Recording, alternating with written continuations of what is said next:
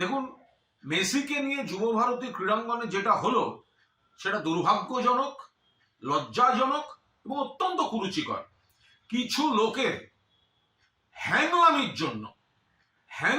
জন্য এরকম একটা লজ্জাজনক পরিস্থিতি কলকাতার উপর হলো।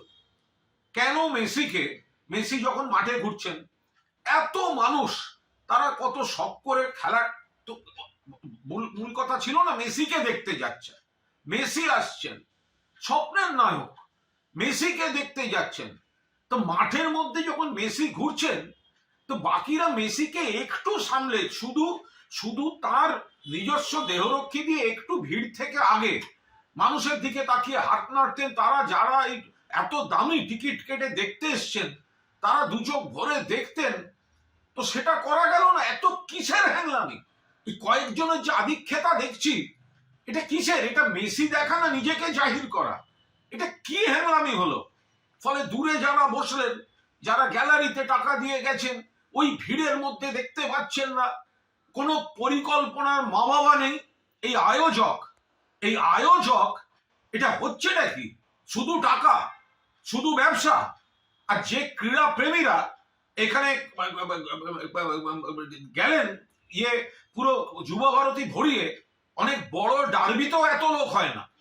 সে মানুষগুলো কিন্তু সকালে গেছে শুধুমাত্র মেসিকে দেখবে বলে। মনে রাখবেন 2011 খেলা হয়েছিল, মেসি খেলেছিল আর্জেন্টিনা ভেনেজুয়েলা। আমি আর আমার এক সহকর্মী তখন চ্যানেলের প্রসেনজিৎ বক্সি, আমরা কর্নার ফ্ল্যাগের পাশে বসে খেলা দেখছিলাম অ্যাস্ট্রোটার্ফের উপর। আমাদের 12 ফুটের মধ্যে মেসি দাঁড়িয়ে কর্নার নিলেন। গোটা যুব ভারত একটা সিস্টেমে চলেছিল। এটা কি? যারা মাঠের মধ্যে, একটা মানুষ গ্যালারিতে বসে সে কি দেখবে ওই ভিড়ের মধ্যে? কোনো পরিকল্পনা থাকবে না। মাননীয় মুখ্যমন্ত্রী পৌঁছবার আগেই মেসিকে বেরিয়ে যেতে হচ্ছে। জল ছুঁড়েছেন কিছু দর্শক, জল ছোড়াটা হয়তো অন্যায়, উচিত নয়, আলাদা। বাট তাদের ক্ষোভটা কি করে অস্বীকার করবো? যে মানুষটা এত দামি টিকিট কেটে সকালবেলা নীল সাদা জামা পরে মেসিকে দেখবেন বলে গেছেন, তিনি যদি দেখেন দূরে ওই একটা জটলা শুধু ঘুরে বেড়াচ্ছে, এই হ্যাংলাগুলো কারা? এই আয়োজকটা কে? এরা শুধু ওই টাকা তুলে দামি করে নিজেদের টাকাটাকে সুরক্ষিত রেখে অন্য জায়গা থেকে স্টাফদের এনে ঘুরিয়ে দেয়া, ইয়ার্কি মারার জায়গা পায়নি। এদের বিরুদ্ধে ব্যবস্থা নেওয়া উচিত।